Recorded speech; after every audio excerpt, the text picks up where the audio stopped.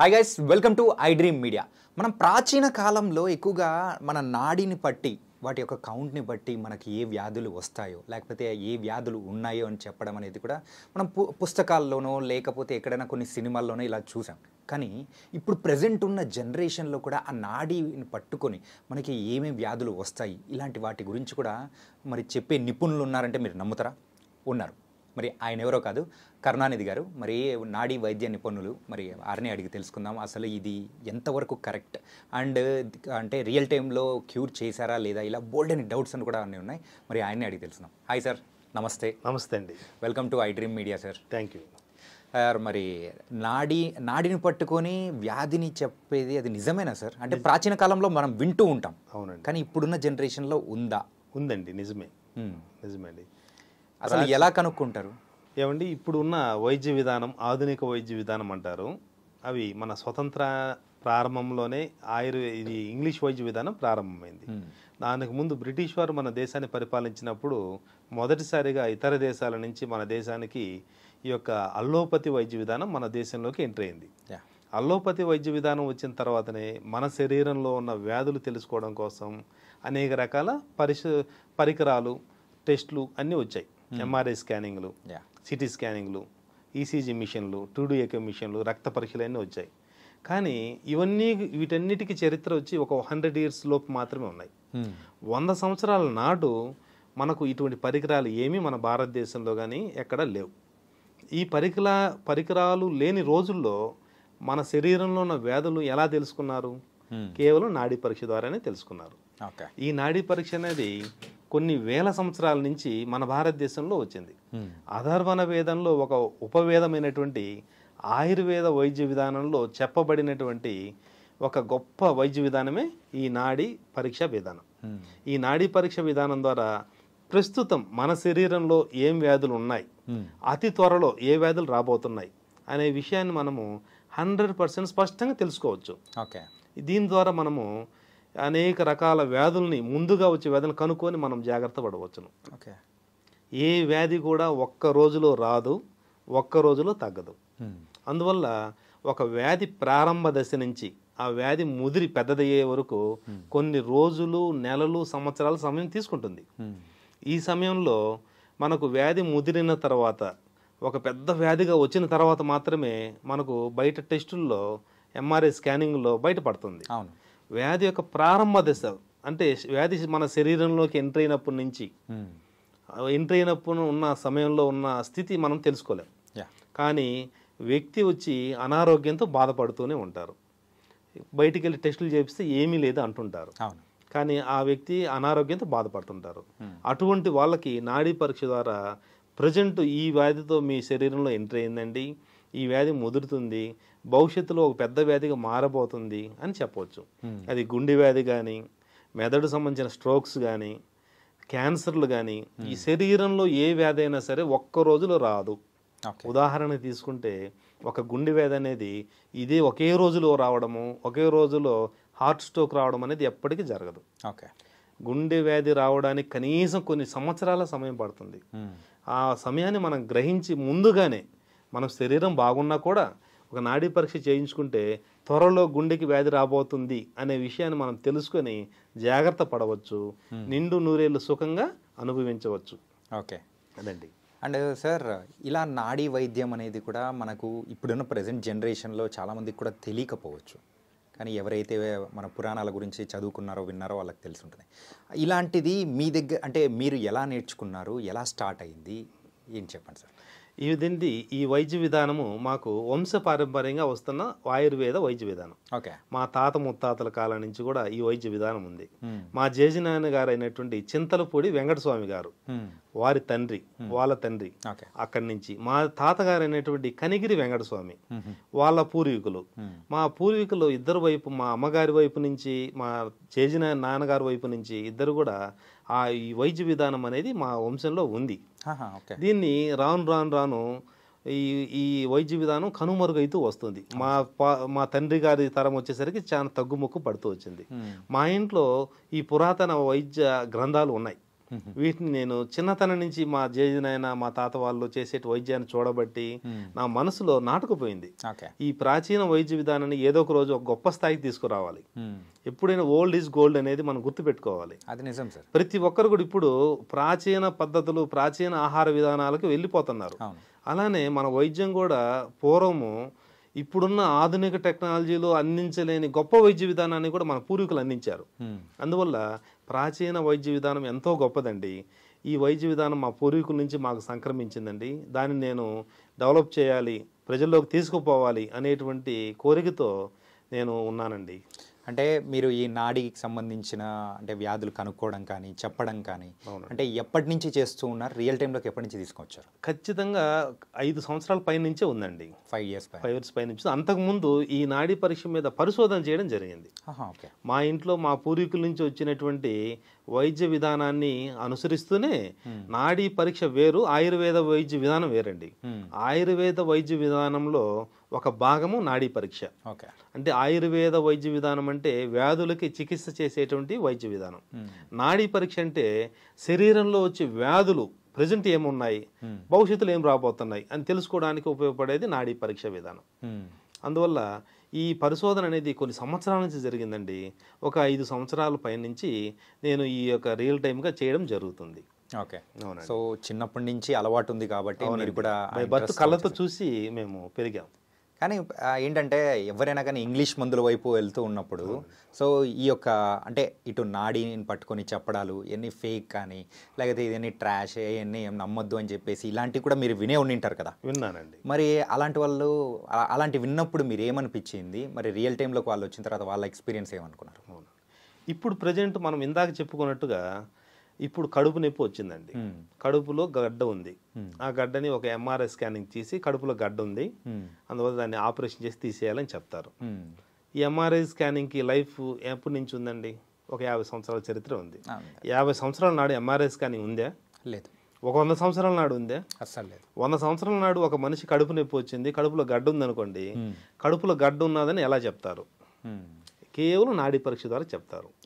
మన నాడులు ఉంటాయండి, ప్రధానంగా 3 రకాలైనటువంటి వాత, పిత్త, కఫ అనేటువంటి ఆ 3 నాడుల ఆధారంగా ప్రజెంట్ మన శరీరము ఏ స్థితిలో ఉంది, వాతంలో ఉందా, పిత్తంలో ఉందా, కఫంలో ఉందా, ద్వంద్వ స్వభావంలో ఉందా అని కనుక్కొని ఈ వ్యక్తికి ఫలానా వ్యాధి రావడానికి అవకాశం ఉంది అని మనం ఖచ్చితంగా చెప్పచ్చు. వాతం ద్వారా ఉందనుకోండి, వాత ప్రకోపం చెందితే 80 రకాల వాత వ్యాధులు వస్తాయి. పిత్తం ప్రకోపం చెందిందనుకోండి 40 రకాల పిత్త వ్యాధులు వస్తాయి. ఓకేనా? కఫం ప్రకోపం చెందిందనుకోండి 20 రకాల కఫ వ్యాధులు వస్తాయి. ఈ శరీర స్థితిని బట్టి, నాడి స్థితిని బట్టి వాతంలో ఉన్నారా, పిత్తంలో ఉన్నారా, కఫంలో ఉన్నారా అని తెలుసుకొని వారికి పలానా వ్యాధి ఖచ్చితంగా ఉన్నదని మనం 100% చెప్పేయచ్చు. అవునండి. అంటే మీరు చెప్పినట్టు ఈ వాత, పిత్త, కఫం ఈ 3 అంటే ఇది ఒక 3 స్టేజెస్ ద్వారా. అవునండి. ఈ 3 కూడా స్థితులు అనమాట. స్థితులు మనిషి యొక్క తత్వాలు అంటారు. ఆ తత్వాలు ఎలా వస్తాయనేది కూడా మనం చెప్పుకోవాలి. ప్రతి వ్యాధికి మూలము ఆహారం అండి. మనం తీసుకునేటువంటి ఆహారం ద్వారానే మన వ్యాధులన్నీ కూడా వస్తాయి. అది ఫస్ట్ పాయింట్. ఈ ఆహారం తీసుకోవడం వల్ల వ్యాధులు ఎందుకు వస్తాయంటే, ఆహారం తీసుకోవడం ద్వారా మన శరీరంలో పంచభూతాలు అనేవి డెవలప్ అవుతాయి. మన ప్రకృతిలో ఉండేటువంటి పంచభూతాలు ఏదైతే ఉంటాయో, భూమి, నీరు, అగ్ని, ఆకాశము, గాలి, ఇవన్నీ కూడా పంచభూతాలు అనేవి ఉంటాయి. ఈ పంచతత్వాలే ప్రకృతిలో ఎలా ఉన్నాయో అదే తత్వాలు మన తినే ఆహారం ద్వారా వస్తాయి. ఉదాహరణకు చెప్పాలంటే, మీరు కారము, పచ్చడి ఎక్కువ వేసుకున్నారు అనుకోండి, అగ్ని పెరుగుతుంది, మంట, దీన్ని పిత్తతత్వం అంటాం. ఓకేనా? నీరు అధికంగా తీసుకున్నారనుకోండి, జలతత్వం, నీరు తత్వం పెరుగుతుంది. దానివల్ల ఏం జరుగుతుంది? కఫం పెరుగుతుంది. ఓకేనా? వాయువులు విడుదలయ్యేటువంటి, గ్యాస్ ఉత్పత్తి అయ్యేటువంటి ఆహార పదార్థాలు అధికంగా తీసుకున్నాం అనుకోండి, వాయుతత్వం పెరుగుతుంది. వాయువు అనగా వాతతత్వం. ఇలా ఈ పంచభూతాలలో ఉండే తత్వాలే మనం తినే ఆహారం ద్వారా తత్వాలు పెరుగుతాయి. ఎవరైతే గాలిని అధికంగా ఉత్పత్తి అయ్యే ఆహారాలు తిన్నారంటే వాతం పెరుగుతుంది. ఇప్పుడు గాలి ఎక్కువ ఉత్పత్తి అయ్యే ఆహార పదార్థాలు 2 ఉదాహరణలు చెప్తాను. డ్రై ఫ్రూట్స్ ఉన్నాయి. డ్రై ఫ్రూట్స్ అందరికీ ఉపయోగపడవు, మనం అందరూ తింటుంటాం.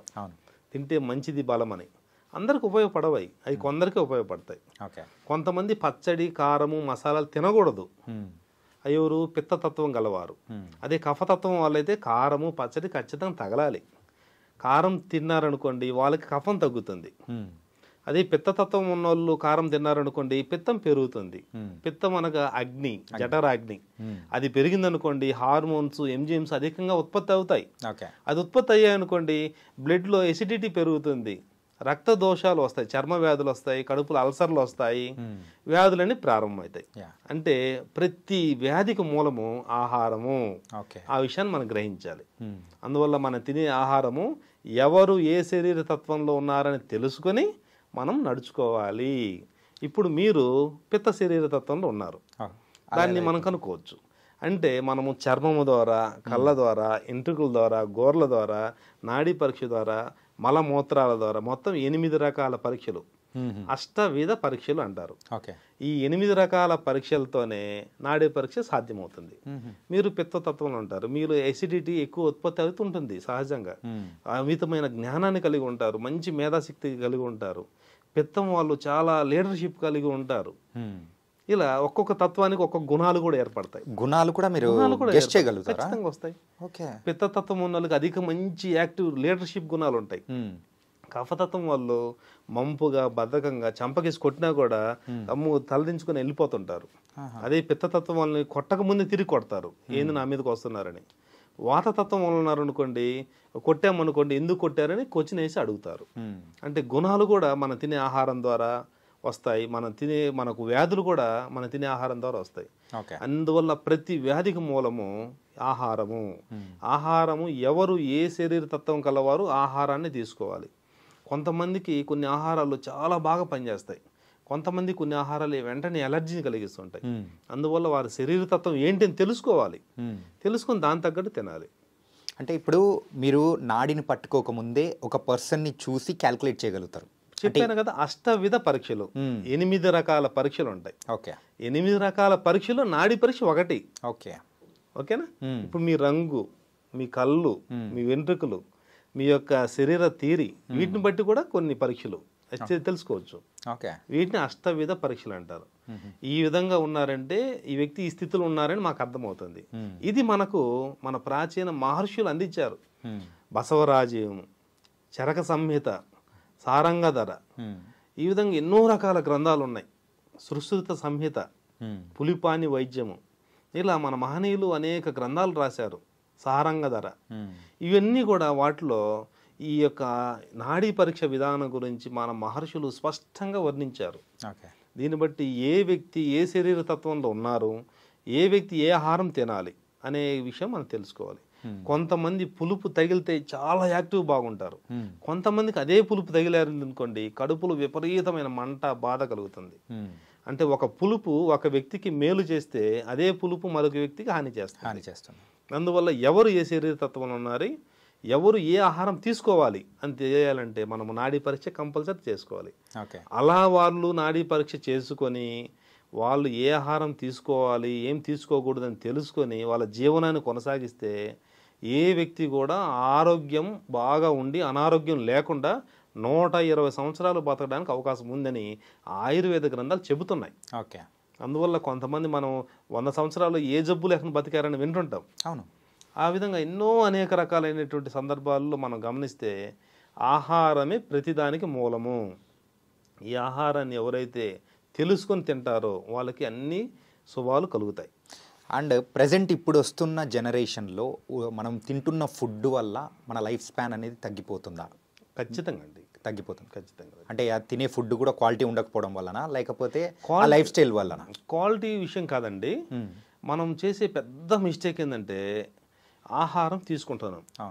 మానవ శరీరానికి ముఖ్యంగా 7 రకాల ధాతువులు ఉంటాయి. మన శరీరం మొత్తము 7 రకాల ధాతువులతో నిర్మితమైంటుంది. ఆ ధాతువుల గురించి మనం ముందు తెలుసుకోవాలి. వీటిని సప్త ధాతువులు అంటారు. సప్త అంటే 7, ధాతువులు అంటే పదార్థాలు. 7 రకాల పదార్థాలతో మానవ శరీరం నిర్మితమవుతుంది. రసము, రక్తము, మాంసము, మేధ, అస్థి, మజ్జ, శుక్రాలేక ఆర్త, ఈ 7టిని సప్త ధాతువులు అంటారు. ఈ 7 ధాతువుల్ని ఎవడైతే జాగ్రత్తగా కాపాడుకుంటూ వస్తారో వారికి ఏ జబ్బు రాదు. ఈ సప్తధాతువుల్ని ఎవరైతే కాపాడుకోకుండా వీటిని నిర్లక్ష్యం చేస్తారో వాళ్ళకి ఖచ్చితంగా జబ్బులు వస్తాయి. ఈ సప్తధాతువుల్ని ఎలా కాపాడాలి అనే ప్రశ్న ప్రజలకి రావచ్చు. అంటే ఎలా కాపాడాలంటే 7 రకాల ధాతువులు, రసము అంటే ప్లాస్మా, రక్తం అంటే రక్తం, శరీరంలో ఉండే రక్తం మొత్తం, మాంసం అంటే శరీరంలో ఉండే కండరాలు, ఓకేనా, రసము, రక్తము, మాంసం, మేధ, మేధ అనగా శరీరంలో ఉండేటువంటి క్రొవ్వు పదార్థం, ఎడిపోస్ కణాలు, ఓకేనా. తర్వాత రసము, రక్తము, మాంసము, మేధ, అస్థి, అస్థి అనగా ఎముకలు, శరీరంలో ఉండేటువంటి మొత్తం ఎముకల్ని అస్థి పదార్థం అంటాం. తర్వాత మజ్జ, మజ్జ అంటే శరీరంలో ఉండే నరాల వ్యవస్థ మొత్తాన్ని మజ్జ అంటారు. లాస్ట్ది శుక్ర లేక అర్త, మగవారులు అయితే శుక్ర కణాలు, ఆడవారులే తండాలు. ఈ 7 సప్తధాతువులకి కావలసిన ఆహారాలు, పోషక పదార్థాలు వాళ్ళు నిరంతరం అందించాలి. కానీ ఎవ్వరు కూడా 7 ధాతువులను ఎవ్వరు పట్టించుకోరు. ఆకలి అవుతుంది, అన్నం తింటున్నాం, కడుపు నింపుకుంటున్నాం, ఆ రోజు గడుస్తుంది.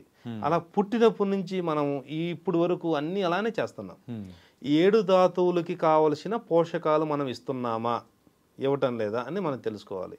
ఇప్పుడు ఒక సింహం ఉందండి, సింహానికి ఆహారము మీరు ఏమి ఇస్తారు? గడ్డి ఇస్తారా, మాంసం ఇస్తారా? మాంసం ఇస్తారు, ఎందుకంటే దాని ఆహారం అది కాబట్టి.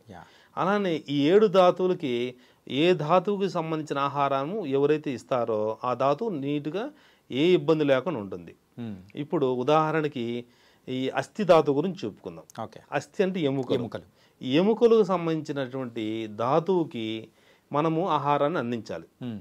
మనం ఏమిస్తున్నాం? ఎముక అంటే ఏంటి? ఎముక దేనితో తయారు చేయబడుతుంది? Calcium, magnesium, zinc, vitamins, minerals, వీటన్నిటి యొక్క మిశ్రమమే ఒక ఎముకగా తయారవుతుంది.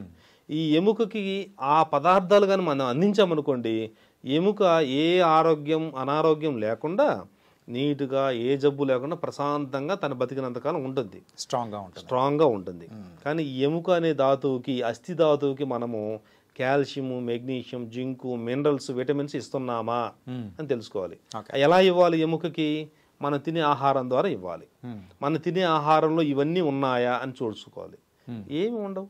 మనం ఉదయం లేస్తే ఇడ్లీలు, బోండా అవి తింటాం. అవన్నీ కూడా కార్బోహైడ్రేట్స్ తయారు చేయబడింది, అంటే పిండి పదార్థం.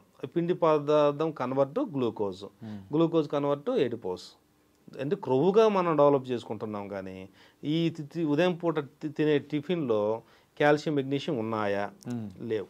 మధ్యాహ్నం అన్నం పెట్టుకుంటాము, ఇంత బిర్యానీ పెట్టుకుంటాము, ఇంకా రకరకాల ఆహార పదార్థాలు తింటాం. వాటిలో కాల్షియం, మెగ్నీషియం, జింకు, మినరల్స్ ఉన్నాయా? లేవు. రాత్రిపూట ఆహారం తింటాం, 2 చపాతీనో గోధుమ రొట్టె, దాంట్లో ఉన్నాయా? లేవు. అట్లా ఉండి ఉండి ఉండి కొన్ని నెలలు, సంవత్సరాల తర్వాత ఈ ఎముక ధాతువు ఏమవుతుంది? వీక్ అయిపోతుంది. కీళ్ళ నొప్పులు, అన్ని ఎముకలు వీక్ అయిపోవడం. అందువల్లే ఒక సర్టన్ ఏజ్ రాగానే ఎముక నేను భరించలేను, మిమ్మల్ని నేను మొయ్యలేను మీ శరీరాన్ని అని అది వీక్ అయిపోతుంది. వచ్చేస్తాయి నొప్పులు. ఏ జబ్బు ఉండదు. టెస్టులు చేస్తే ఎంత బాగానే ఉన్నది అంటారు, ఉండదు. ఇంకా హెవీ అయిపోతే వాళ్ళకి అరుగుదల స్టార్ట్ అవుతుంది. అరుగుదల స్టార్ట్ అవుతుందని అరుగుదలకి ఒక ట్యాబ్లెట్, నొప్పికి ట్యాబ్లెట్ వేస్తారు. నొప్పి ట్యాబ్లెట్ వేస్తే నొప్పి తగ్గుతుంది, కానీ ఎముక పటిష్టం అవుతుందా? కాదు. ఎముక పటిష్టం కావాలంటే ఏం చేయాలి?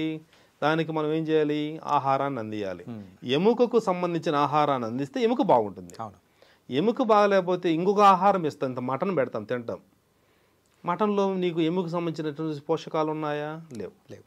అందువల్ల ఎముక గొల్లైపోతుంది. అది అయ్యి కొంతకాలానికి ఎముకకు సంబంధించిన క్యాన్సర్లు కూడా రావచ్చు.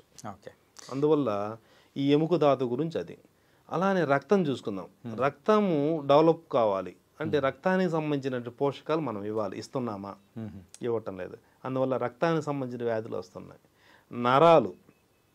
నరాలకు సంబంధించిన ఆహారం మనం ఇస్తున్నామా? ఇవ్వటం లేదు. ఆ జబ్బులు వస్తున్నాయి. నరాలు కుంచుకుపోవడము, నరాలు పట్టకపోవడము, చిన్న వయసులోనే నరాలకు సంబంధించిన వ్యాధులతో బాధపడుతున్నారు. మేము కూడా కొన్ని వింటుంటాం, చిన్న ఏజ్లోనే నరాల బలహీనత అని చెప్పి. దీనివల్ల సరైన ఆహారం ఇవ్వటం లేదు. తర్వాత ఎడిపోస్ అంటే క్రొవ్వు కణాలు. అస్సలు కొవ్వు తినకూడదు, తింటే ప్రమాదం అని అంటుంటారు. కానీ అలా జీరో చేయడం ద్వారా కొవ్వు సంబంధించిన వ్యాధులు కూడా వస్తాయి. శరీరంలో క్రొవ్వు సరైన భాగంలో సరైన స్థితిలో లేదనుకోండి, అనేక రకాల జబ్బులు వస్తాయి. అందువల్ల మనం కొవ్వు కూడా తీసుకోవాలి. ఎంత లిమిట్ తీసుకోవాలంటే అంత లిమిట్లో కొవ్వు తీసుకోవాలి. శరీరం యొక్క బరువు, శరీరం యొక్క స్థితిని బట్టి కొవ్వు తీసుకోవాలి. కొవ్వు లేకపోయినా కూడా అనేక రకాల జబ్బులు వస్తాయి, అది గ్రహించాలి. ఈ సప్తధాతువులు సంబంధించినటువంటి పోషకాలు ఎవరైతే ఇవ్వరో అందువల్ల వాళ్ళకి ఖచ్చితంగా జబ్బులు వస్తాయి. అందువల్ల ప్రతి మనిషి కూడా ఈ సప్తధాతుల్లో ఉండేటువంటి పోషకాలు అన్ని ఆకుకూరలు తినాలండి, అన్ని కాయగూరలు, అన్ని రకాల పండ్లు, అన్ని రకాల ఆహారాలు, అన్ని రకాల గింజ ధాన్యాలు, చిరుధాన్యాలు. వారానికి 7 రోజులైతే రోజుకు ఒక రకమైన ఆహార పదార్థాలు తీసుకుంటూ శరీరాన్ని పంపిస్తూ ఉంటే 7 రోజులకి 7 రకాలు తీసుకున్నాం అనుకోండి, సప్తధాతులు న్యాచురల్గా సహజసిద్ధంగా ఉంటాయి. కానీ మనం తీసుకోవటం లేదు, జబ్బులు ఖచ్చితంగా వస్తున్నాయి. అందువల్ల సప్తధాతువులు అన్ని వ్యాధులు కూడా మూలంగా మనం చెప్పుకోవచ్చు. మీరు ఒక నాడీ వ్యాధి నిపుణులు, సో అంటే బీపీ, షుగర్ ఇలాంటివి ముందే మీరు ప్రిడిక్ట్ చేయగలుగుతారా? ఖచ్చితంగా చేయొచ్చండి. సో వస్తాయి అని చెప్పేసి మీరు ముందే వార్నింగ్ బెల్స్ అనేది ఖచ్చితంగా చెప్పొచ్చండి. బీపీ, షుగర్ అనేది మేము జబ్బులుగా ట్రీట్మెంట్ చేయలేమండి. ఎందువల్ల చెప్పండి?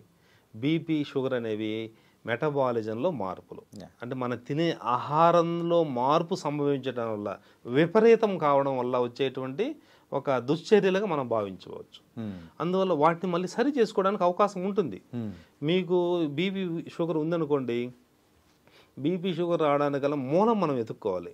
రైస్ తిని తిని తిని తిని తిని తిని కార్బోహైడ్రేట్స్ పెరిగిపోయి బాడీలో విపరీతమైపోయి అవి బ్లడ్లోకి ఎంటర్ అయ్యి మీకు బీపీలు, షుగర్లు అన్నీ వచ్చేస్తాయి.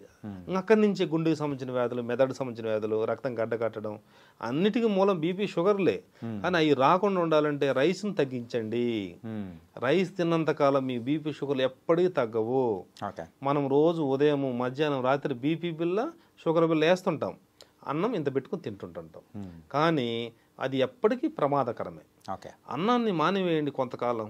అన్నం మీకు తెల్లటి విషంతో సమానంగా భావించాలి. అందువల్ల తెల్ల విషాన్ని మీరు తినకుండా ఉండండి.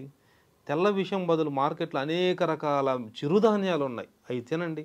దాంట్లో మంచి ఫైబర్ ఉంటుంది, మంచి ప్రోటీన్ ఉంటుంది, అవి తీసుకోండి. వారానికి ఒక్కసారి కొద్దిగా రైస్ తీసుకొని కార్బోహైడ్రేట్ ఏం కాదు.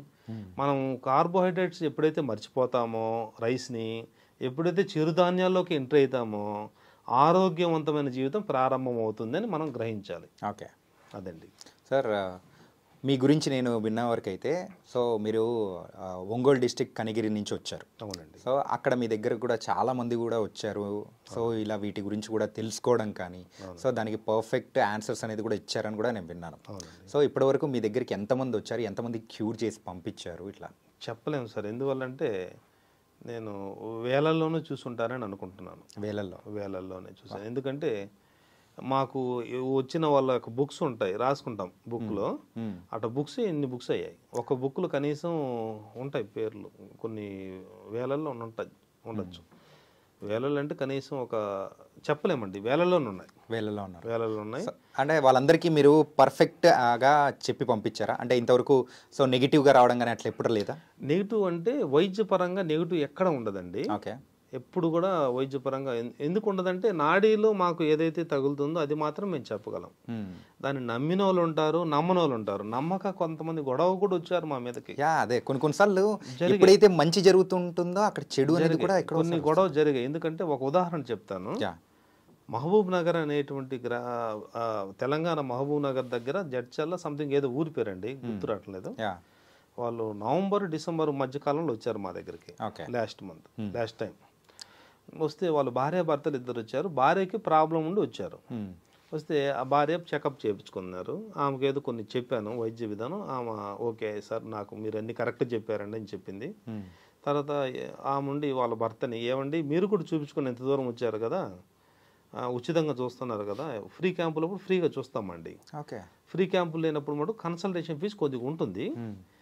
వాళ్ళు ఉచిత క్యాంపుకి వచ్చారు, ఉచితంగా చూస్తున్నారు కదా చూడండి అని చెప్పారు. సరే నేను వాళ్ళ భర్త కూడా చూశాను. చూసి కాగితం తీసుకొని రాసి ఇచ్చానండి. ఒక 4-5 నెలల్లో అతనికి క్యాన్సర్ త్వరలో రాబోతుంది అని చెప్పాను. అతను మా మీద గొడవ చేశాడు. నేను ఇంత యాక్టివ్గా ఉంటే మీరు నన్ను మోసం చేస్తారా, ఇట్లా ఎంతమందిని మోసం చేస్తున్నారు మీరు అని గొడవ గందరగోళం చేశారు. చేస్తే మేము బాధకు గురయ్యాం. నేను ఉచితంగా చూడడం ఏంది, వాళ్ళు మా మీద గొడవ చేయడం ఏంది, ఈ సర్వీసు కొన్ని సమస్యలు వస్తున్నాయంటే చాలా మనసుకు బాధ కలిగింది. అందరిలో అట్లా అంటే బాధ కలుగుతుంది కదా. సరే అండి, ఏమండి నాడీ పరీక్ష ఎప్పుడు అబద్ధం చెప్పదండి, మీరు నాకు ఇప్పుడు ఒక సింగిల్ పైసా రూపాయి డబ్బులు కూడా ఇవ్వలేదు, నేను ఉచితంగా చూస్తున్నాను, నాడీ పరీక్ష ద్వారా మీకు త్వరలో వచ్చేది నేను చెప్పగలిగాను, మీరు అలర్ట్ అయితే మంచిదండి, అలర్ట్ కాకపోతే ఇబ్బంది పడతారండి అని చెప్పి పంపించాను. వాళ్ళు మా మీద గొనుగుతా గలవ చేస్తే వెళ్ళిపోయారు. తర్వాత ఏం జరిగిందంటే కరెక్ట్ ఒక 2 months బ్యాక్, అంటే ఒక 5-6 నెలల తర్వాత మొన్న వాళ్ళు ఫోన్ చేసి ఏడుస్తున్నారు. ఏంటమ్మా ఏడుస్తున్నారు ఏంటమ్మా అంటే, సార్ ఇట్లా ఆ రోజు మీరు కాగితం మీద రాసిచ్చారు, ఇట్లా ప్రోస్టేట్ క్యాన్సర్ వస్తుంది మా ఆయనకి, కానీ మేము ఆ రోజు మిమ్మల్ని నమ్మలేదు, ఈరోజు హాస్పిటల్కి వెళ్ళాల్సి వచ్చింది ఏదో బాగలేక, టెస్ట్ చేస్తే 4th స్టేజ్లో ఉన్నారు, మేము ట్రీట్మెంట్ చేయలేము, అందువల్ల మీరు మాకు ఖచ్చితంగా మీరు మాత్రమే మమ్మల్ని బతికేయగలరు, ఇప్పుడు 5 నెలల తర్వాత వచ్చే క్యాన్సర్ మీరు కనుక్కొని మాకు చెప్పారు, ఆ రోజు మేము నిర్లక్ష్యం చేశాం సార్, ఈరోజు మీరు మాకు ఖచ్చితంగా మీరు చేయాలి సార్, లేదంటే మేము అందరం కూడా చాలా ఇబ్బంది పడతాం సార్, మా ఇంటికి ఆయన ఒక్కడే దిక్కు అని ఆమె ఏడుస్తూ గందరగోళం గురి చేసింది ఆమె. చేస్తే నాకు మనసు జాలి కలిగి నేను ఆయనకి మందులు పంపించడం జరిగింది. వాళ్ళు ప్రజెంట్ వాడుతున్నారు. ప్రజెంట్ అంటే ఇప్పుడు మీరు చెప్పినట్టు ఈ నాడి ద్వారా కనుక్కున్నారు. అవును. దాని తర్వాత ట్రీట్మెంట్ అనేది కూడా మీరు ఇవ్వగలుగుతారా? చేస్తామండి, ట్రీట్మెంట్ కూడా ఇస్తామండి. ఓకే, అంటే ఆయుర్వేదిక్ మాత్రం మేము ఇస్తామండి. ఆయుర్వేదిక్లోనే వాళ్ళ శరీర తత్వాన్ని తగినట్టు ఇస్తాం. ఓకే, అన్నీ అందరికీ ఉపయోగపడవు. ఇప్పుడు ఒక వ్యక్తి క్యాన్సర్ కానీ మనం మందు ఇచ్చామంటే అదే మందు ఇంకొకరికి ఉపయోగపడదు. వాళ్ళ నాడీ తత్వాన్ని బట్టి వాళ్ళు ఏ తత్వంలో ఉన్నారని తెలుసుకొని మాత్రం మనం ఇవ్వడం జరుగుతుంది. ఈ విధంగా మా దగ్గరకు వచ్చిన వాళ్ళలో ఎన్నో జరిగాయి, ఒకటి కాదు. ఒక అతను వచ్చారు, 2 రోజుల్లో మీ భార్యకి సంతానోత్తల పాడదండి. సంతానోత్తల పాడు ఈ మధ్య ఒక 10 days బ్యాక్ వచ్చారు. 2-3 రోజుల్లో ఆమెకి స్ట్రోక్ వచ్చే అవకాశం ఉందండి. హార్ట్ బ్రెయిన్ రెండిట్లో ఏదైనా వస్తుందండి. ఆమె శరీర తత్వం 2 వీక్గా ఉన్నాయి. రెండిట్లో ఏదో 2 రావచ్చు, లేదంటే ఏదైనా ఒకటి రావచ్చు అని చెప్పాను. వాళ్ళు నమ్మకుండా వెళ్ళిపోయారు. వెళ్ళిపోయిన మరుసటి రోజు ఎక్కడెక్కడో గుంటూరు సంథింగ్ ఎక్కడికి వెళ్తే వాళ్ళు ఏదో బాగాలేక జనరల్ జ్వరం వచ్చి వెళ్తే వాళ్ళు టెస్టులు చేస్తే హాస్పిటల్లోనే బ్రెయిన్ స్ట్రోక్ వచ్చేసి ఎడమ కాలు ఎడమచి పడిపోయింది. వాళ్ళు నిన్న ఫోన్ చేసి మీరు అర్జెంటుగా రండి సార్, మీరు ఎట్టి పరిస్థితుల్లో మా భార్యను చూడాలి, ఇంట్లో మీరు మీ దగ్గరికి వచ్చిన తర్వాత మందులు వాడినా బాగుండేది, మేము మిమ్మల్ని నమ్మక మేము హాస్పిటల్కి పోయాము, ఈరోజు కాలు బాగా ఉన్న వ్యక్తి కాలు చేయి పడిపోయాయి సార్ అని వాళ్ళు నిన్న ఫోన్ చేసి చాలా బాధకు గురయ్యారు. సంతానోత్తల పాడు. ఓకే, పాపం వాళ్ళు కూడా ఏదో వ్యవసాయదారుల కుటుంబం, నాకు కూడా బాధ కలిగింది. కానీ సార్ ఏంటంటే ఇప్పుడు ప్రాచీన కాలం అంటే విద్య, సో అలా జనరేషన్స్ త్రూ మనం వస్తూ ఉన్నప్పుడు ఎక్కడో ఒక చోట మిస్ అయిపోవడం కానీ అట్లా గెస్ట్ అంటే ఇప్పుడు వచ్చిన వాళ్ళల్లో గెస్ట్ చేయకపోవడం అనేది కూడా కొంచెం తక్కువ అనేది ఉంటుంది. అవునండి. కానీ అలాంటిది ఎప్పుడైనా మీకు జరిగిందా? ఏం లేదండి, మన మహర్షులు ఒక గ్రంథాలను అందించారండి. మనము వంశపారంపర్యంగా వచ్చేటువంటి వైద్య విధానంలో మన పూర్వీకుల నుంచి మనం కొంత జ్ఞానాన్ని పొందుతాము. మన మహర్షులు రాసిన గ్రంథాలు ఉన్నాయి, ప్రాచీన గ్రంథాలు. ఆ గ్రంథ పఠనము, గ్రంథ అధ్యయనం, రీసెర్చ్ చేయడం ద్వారా అనేక విషయాలు మనకు తెలుస్తాయి. దాని ద్వారా మనకు ఎక్కడ మైనస్లు అనేవి ఉండవు. కానీ ఏ వ్యక్తికి కూడా భూమి శాశ్వతంగా ఉంచుకోదు, వారి యొక్క స్థితిని ఎంతవరకు ఉండాలో అంతవరకు ఉంచుతుంది. అంటే వ్యాధి తీవ్రత ముదిరిపోయిన తర్వాత ఎవరు ఏది కాపాడలేదు. అందువల్ల ప్రారంభ దశలోనే మనం తెలుసుకొని నాడీ పరీక్ష ద్వారా జాగ్రత్త పడితే వాళ్ళకి మంచి లైఫ్ ఉంటుంది. ఓకే, అవునండి. ఇలా నాడీ పరీక్ష ద్వారా కూడా చెప్తారు అని అంటే నిజంగా నాకు చాలా హ్యాపీ అనిపిస్తుంది. ఏంటంటే మనం విన్నది సో ఇప్పుడు ప్రెజెంట్ ఉన్న దానిలో కూడా ఇంకా కనిపిస్తుంది అని చెప్పేసి 10 సంవత్సరాల తర్వాత వచ్చేటువంటి క్యాన్సర్ కూడా 100% తెలుసుకోవచ్చు. మీ వంశంలో ఎవరైనా క్యాన్సర్ పేషెంట్లు ఉన్నారా, మీ అమ్మగారి వంశంలో కానీ నాన్నగారి వంశంలో కానీ, అవి మనకు వచ్చే అవకాశాలు ఉన్నాయా అనే విషయాన్ని కూడా నాడీ పరీక్ష ద్వారా తెలుసుకోవచ్చు. అంటే ఇది ఎప్పుడో వచ్చేదాన్ని కూడా ఇప్పటి నుంచే మనం 10-20 years తర్వాత వచ్చేదాన్ని కూడా మనం తెలుసుకోవచ్చు. మన జీన్స్ ఉన్నాయంటే తెలుసుకోవచ్చు. జీన్స్ కూడా చూడొచ్చండి.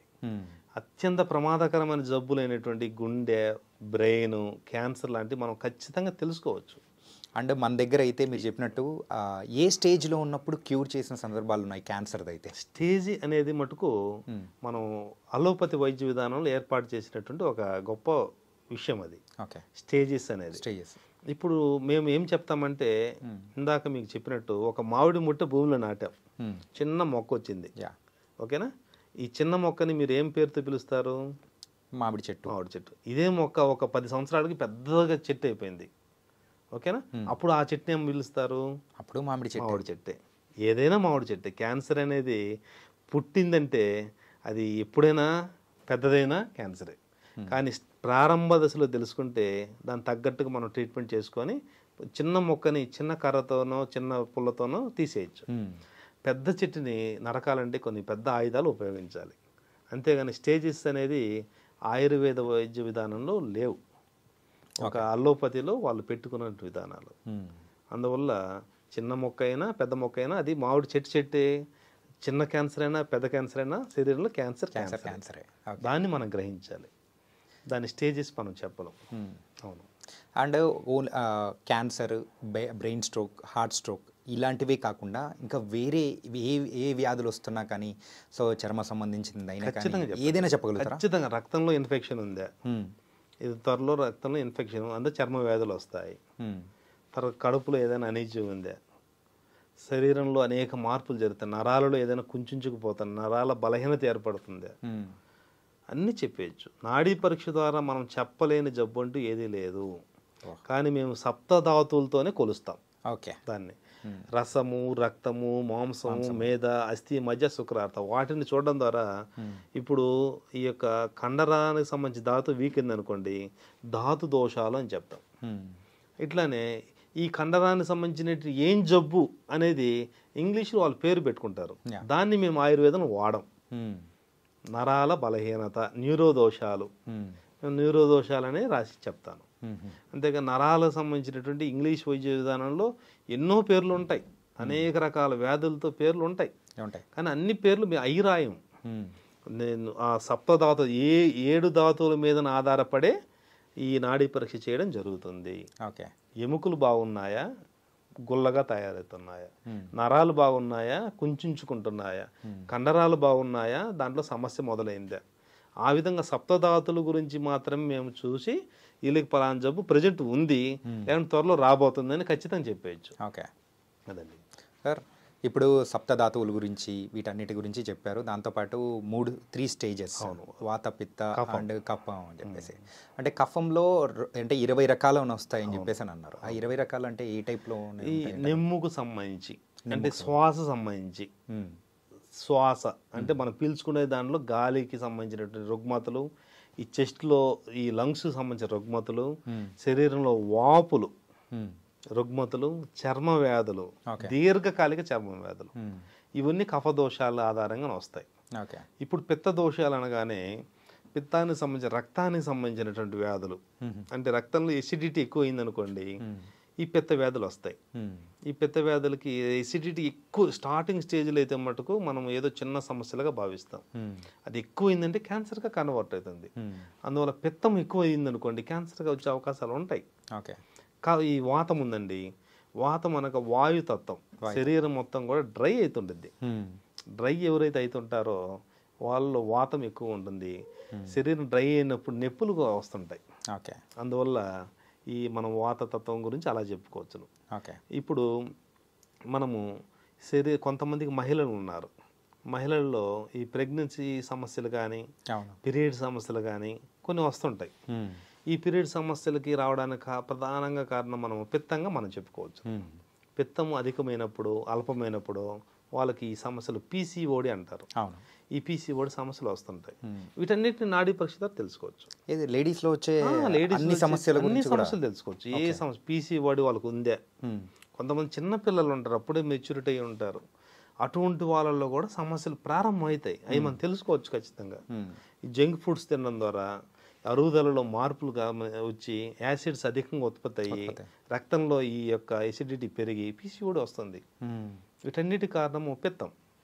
ఇలా వాళ్ళ హార్మోన్ ఇన్బ్యాలెన్స్ సమస్యలు, థైరాయిడ్ సమస్యలు, ఇవన్నీ కూడా మనం తెలుసుకోవచ్చు.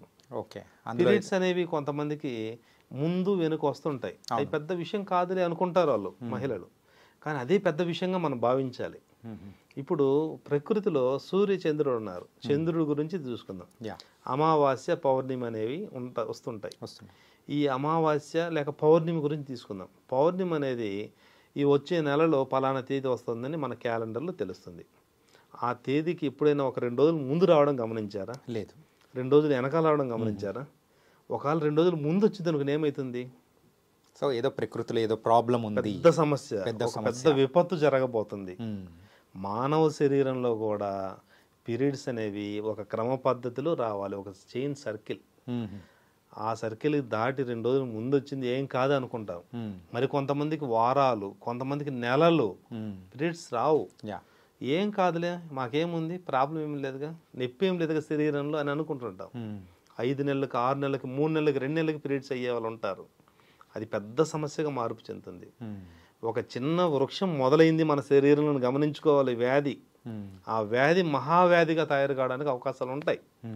అందువల్ల మనం ప్రారంభ దశలోనే కొద్దిగా ముందు వెనక వస్తున్నప్పుడు గమనించుకోవాలి, ఏదో జరుగుతుంది మన శరీరంలో, ఆహారంలో మార్పు జరుగుతుంది. ఆహారం వల్ల ఇవన్నీ వస్తాయి. ఇవి చివరికి క్యాన్సర్గా మారే అవకాశాలు ఉంటాయి. గర్భాశయంలో నీటి బుడగలు వస్తాయి, ఆ గడ్డలుగా మారతాయి. అవి చాలా పెద్ద సమస్యలు కూడా దారి తీయవచ్చును. అందువల్ల పీరియడ్స్ అనేది సాధారణ విషయం కాదు. ప్రకృతిలో చంద్రుడు ఎలా టయానికి పౌర్ణానికి వస్తున్నాడో మానవ శరీరంలో కూడా పీరియడ్స్ అదే విధంగా రావాలి మహిళల్లో. దాన్ని మనం చాలా సింపుల్ తీసుకుంటారు, కానీ అది పెద్ద ప్రమాదకరం భవిష్యత్తులో వస్తుందని మనం గ్రహించాలి. సో అది కూడా మీరు ఈ నాడీ వ్యవస్థ ద్వారా కూడా చెప్తారు అని అంటే నిజంగా ఖచ్చితంగా తెలుసు. Super sir. కానీ మీరు ఇందాక మనం మాట్లాడుకునేటప్పుడు ఫ్రీ క్యాంప్స్ దాని గురించి చెప్పారు. అసలు ఈ ఫ్రీ క్యాంప్స్ అంటే ఎప్పుడు నిర్వహిస్తూ ఉంటారు, ఎక్కడ నిర్వహిస్తూ ఉంటారు, ఏంటి? నెలకు ఒక 5-6 రోజులు మా కనిగిరిలో, ప్రకాశం జిల్లా కనిగిరిలో మా గ్రామంలో మా దత్తాత్రేయ స్వామి ఆశ్రమం ఒకటి ఉందండి. అవధూత రమేష్ నాయన ఆశ్రమం అంటారు. ఈ ఆశ్రమంలో మేము ఉచిత క్యాంపులు నెలకు 5 క్యాంపులు, 6 క్యాంపులు నిర్వహిస్తుంటాం. ఈ ఉచిత క్యాంపులప్పుడు కొన్ని వందల మంది వస్తుంటారు. వారికి మేము నాడీ పరీక్ష ఉచితంగా చేస్తుంటాం. ఈ ఏదైనా ఔషధాలు కావాలనుకుంటే రాస్తాము, మా దగ్గర కూడా కొన్ని ఉంటాయి, కావాలనుకున్న వాళ్ళకి ఇస్తుంటాం. ఔషధాల వరకు అయితే మందులకి డబ్బులు తీసుకోవడం జరుగుతుంది. ఈ 5 క్యాంపులు కాకుండా మిగతా రోజులు మేము అన్ని ఊర్లమ్మటి అంటే రాష్ట్రాలు, ఆంధ్ర, తెలంగాణ, కర్ణాటక అన్ని రాష్ట్రాలు తిరుగుతుంటాం. అట్లా బయట ఊర్లకు మమ్మల్ని పిలిపించుకుంటుంటారు కొంతమంది రాలేని వాళ్ళు. అప్పుడు మేము ఆ ఊరికి పోవడానికి అయ్యే ఖర్చులు, ఆ పరిస్థితులు, మాకు సిబ్బంది ఉంటారు, ఆ సిబ్బందికి అయ్యే ఖర్చులు వాళ్ళ దగ్గర తీసుకోవడం జరుగుతుంది. అదండి ఉచిత క్యాంపులు. సో ఇదైతే మొత్తం కమర్షియలే కాకుండా నాన్ కమర్షియల్గా కూడా మీరు కమర్షియల్ కేవలం బయటకు వచ్చినప్పుడు మాత్రమే. మా ఊర్లో ఉన్నప్పుడైతే మేము 5 రోజులు మాత్రం ఉచితంగా చూస్తాం. అవునండి. అండ్ ఇంకొకటి ఏంటంటే జనరలైజ్డ్ క్వశ్చన్. సో అసలు ప్రాచీన కాలంలో ఎంతో అద్భుతమైన ఇట్లాంటి నాడీ వ్యవస్థది కానీ లేకపోతే వైద్య రకంగా కానీ ఉన్నా కానీ సో అవన్నీ ఎందుకు ఇప్పుడు ట్రాన్స్ఫర్ అవ్వలేకపోతూ ఉన్నాయి? ఎందుకు కారణం? అంటే ఇప్పుడు ఉన్న ప్రజెంట్ జనరేషన్ వాళ్ళు నేర్చుకోవడానికి ఇంట్రెస్ట్ చూపించలేకపోవడమా, లేకపోతే దాని యొక్క విశిష్టతను కనుక్కోలేకపోవడమా? ఆధునికత బాగా డెవలప్ అయిందండి. సగటు మనిషి ఆధునికత చూస్తున్నాడు. అడ్వాన్స్డ్ ఒక ఆకారం, ఒక మంచి ఒక టెక్నాలజీ అవి చూస్తున్నారు. కానీ ఆ టెక్నాలజీలో ఇవ్వని విధానం కూడా నాడీ పరీక్షలో ఇవ్వగలుగుతాం అనేది ప్రజలకు తెలియని విషయం. అది చదువుకుని ఒక మంచి జ్ఞానం ఉన్న ఆలోచించి మన ప్రాచీన విద్యల మీద, ప్రాచీనతల మీద ఇంట్రెస్ట్ ఉన్న వ్యక్తులు బాగా ఆచరిస్తారండి. మా దగ్గరికి కొంత ఐఏఎస్ ఆఫీసర్లు, ఐపీఎస్ ఆఫీసర్లు, పెద్ద పెద్ద ఉన్నత స్థాయికి చెందినటువంటి వ్యక్తులు, పొలిటికల్ లీడర్స్, ఎమ్మెల్యేలు, ఎంపీ స్థాయి వ్యక్తులు, వాళ్ళు ఎందరో వచ్చి మా దగ్గర చూపించుకోవడం జరిగింది. హైదరాబాద్లో క్యాంపులు పెడుతుంటాం. ఆ క్యాంపులో కూడా పెద్ద పెద్ద వ్యక్తులు వస్తుంటారు. సినిమా పరిశ్రమకు చెందిన వాళ్ళు చాలామంది వస్తుంటారు. దాని మీద అవగాహన ఉన్న వ్యక్తులు మాత్రమే దీన్ని ఇంట్రెస్ట్గా చూస్తారు. ఎంత దూరమైన మా దగ్గరకు వస్తుంటారు. ఒక ఆయన ఢిల్లీ నుంచి వచ్చారండి, అమెరికా నుంచి వచ్చారండి, లండన్ నుంచి వచ్చారండి.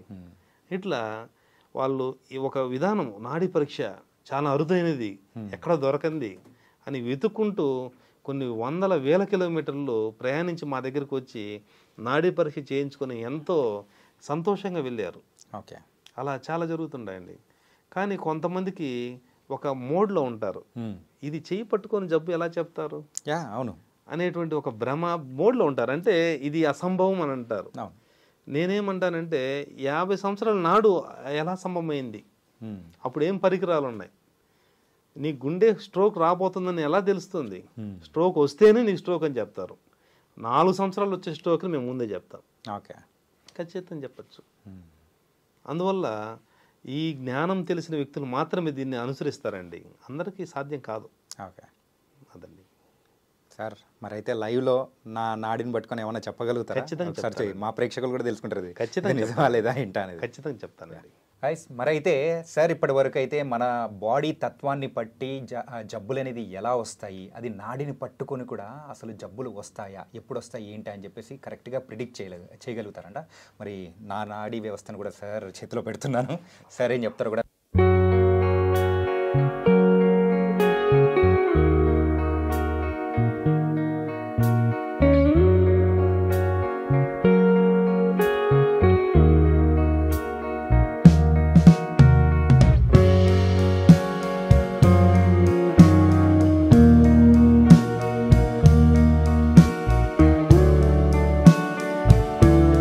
ఇప్పుడు నా నాడీ వ్యవస్థను కూడా చూశారు. సో మరి రిజల్ట్ ఏంటి? బాగానే ఉన్నారండి. మీ యొక్క నాడీ పరీక్ష చేయడం ద్వారా మీ శరీరంలో అన్ని అవయవాలు బాగానే పనిచేస్తున్నాయి. ప్రజెంట్ అయితే 100% ఫిట్గా ఉన్నారండి. బ్లడ్లో కొంత ఇన్ఫెక్షన్ పెరిగితే అవకాశం కనిపిస్తుంది. దానివల్ల ఏం అవసరం లేదు. మజ్జిగ, మంచినీళ్ళు అధికంగా తీసుకోవాలి. శరీరాన్ని సహజ సిద్ధంగా చల్లబరుచుకునే వస్తువులు మీరు తీసుకుంటే సరిపోతుంది. ఓకే, అంతేనండి. అండ్ మీరు ఇందాక 3 స్టేజెస్ అని చెప్పారు కదా సార్, వాత, పిత్త అండ్ మీరు పిత్త శరీర తత్వంలో ఉన్నారండి. ఓకే, ముందు మీరు గెస్ట్ చేసినట్టే నా నర్వస్ సిస్టమ్ చూసిన తర్వాత కూడా అదే అనమాట. ఓకే, అవునండి సార్. ఇప్పుడు మీరు ఇలా కరెక్ట్గా చూసి చెప్పడం కానీ అన్ని ప్రిడిక్ట్ చేస్తూ ఉన్నారు, చాలా బాగుంది. కాకపోతే ఇలాంటి వ్యవస్థ ఒకటి ట్రాన్స్ఫరబుల్ చెయ్యాలి అని అనుకుంటే సో మీరు ట్రాన్స్ఫరబుల్ చేయగలుగుతారా? ఖచ్చితంగా చేస్తాం. మీలాంటి యొక్క ఛానల్స్ యొక్క సపోర్ట్ కానివ్వండి చేయగలిగితే మీ ద్వారానే కదండి, మీడియా ద్వారానే ఏదైనా ఒక విషయం బాగా స్ప్రెడ్ అవుతుంది. ఇట్లా ప్రాచీన నాడీ పరీక్ష గురించి ఎవరైతే ఎక్కువ స్ప్రెడ్ చేయగలరో అలా స్ప్రెడ్ కావడం ద్వారా మన ప్రాచీనతకి మంచి గొప్పతనం కూడా కలుగుతుందండి. అవునండి. అంటే ప్రస్తుతానికైతే ఇలా నాడి చూసి మనము కనుక్కోవడం కానీ ఇలా వ్యాధుల్ని గెస్ట్ చేసే వాళ్ళు ఎంతమంది ఉన్నారు ఏంటి మన దేశంలో కానీ మన రాష్ట్రాలండి? ఎక్కడో ఉంటారు, చాలా తక్కువ మంది ఉన్నారండి. నేను నాడీ పరీక్ష మీద పరిశోధన కోసము అనేక రాష్ట్రాలు తిరిగానండి, చాలా అవస్థలు పడ్డానండి. అంటే దీంట్లో లోతులు తెలుసుకోవడానికి తిరిగి కొన్ని సంవత్సరాల శ్రమ ద్వారా మేము తెలుసుకోవడం జరిగిందండి. మన ప్రాంతంలో ఒకరిద్దరు మాత్రం ఉన్నారని విన్నానండి. అవునండి, తారసపడలేదు. అవునండి, ఒకరిద్దరు ఉన్నారని విన్నాను. అంతేగాని ఎక్కువ సంఖ్యలో నాకైతే ఎవరు చెప్పలేదండి. నా దగ్గరకు వచ్చేటువంటి వాళ్ళు చెబుతుంటారు.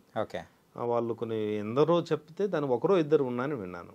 అండ్ రీసెంట్ టైమ్స్లో అయితే ఆయుర్వేదిక్ దానికి సంబంధించి అయితే అశ్వగంధ అనేది ఎంతో శ్రేష్టమైనది, మనం అయితే బాడీకి యూజ్ చేయొచ్చు అని కూడా వింటున్నాం.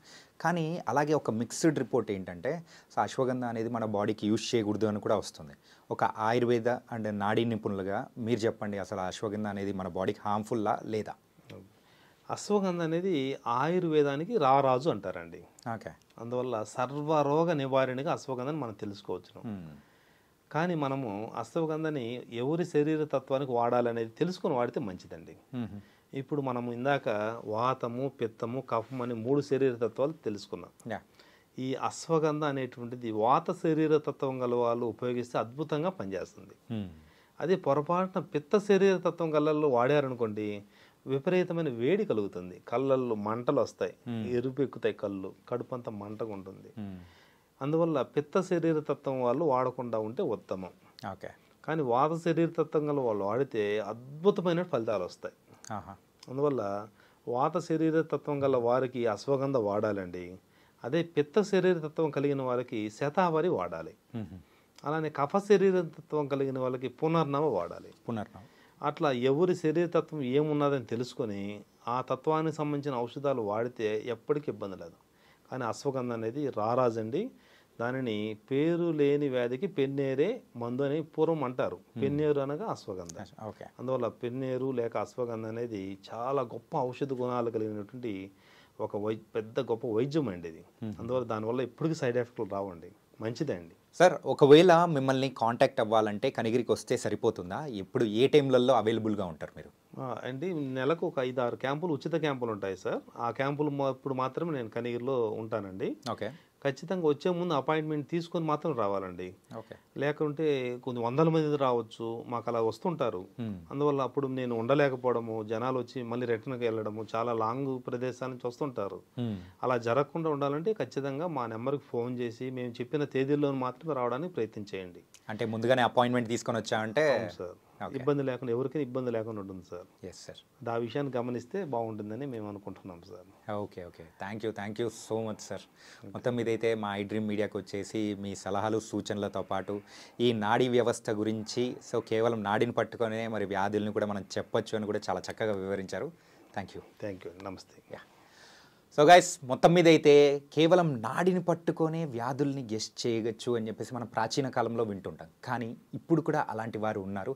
ఆయనే మన కరుణానిధి గారు. మరి వాటి గురించి కానీ లైవ్లో నాకు కూడా చెప్పారు. ఆయన చెప్పింది నా వరకైతే అక్షరాలు నిజమే. ఎందుకోసం అంటే మనకు కొంచెం యాసిడిటీ ప్రాబ్లమ్స్ ఎలాంటివి అయితే ఉన్నాయని చెప్పేసి పర్ఫెక్ట్గా గెస్ చేశారు. అది మాత్రం నిజమే అనమాట. సో ఎవరైనా ఆయనను కాంటాక్ట్ అవ్వాలి అంటే మాత్రం ముందుగా అపాయింట్మెంట్ తీసుకొని వెళ్తే మీరైతే ఎలాంటి ఇబ్బందులు లేకుండా ఆయన్ని కాంటాక్ట్ అవ్వచ్చు. కాబట్టి ఇది ఇవాల్టి మన ఇంటర్వ్యూ. మరో ఇంటర్వ్యూతో మళ్ళీ కలుద్దాం. అంతవరకు take care. This is your Chanakya. See you.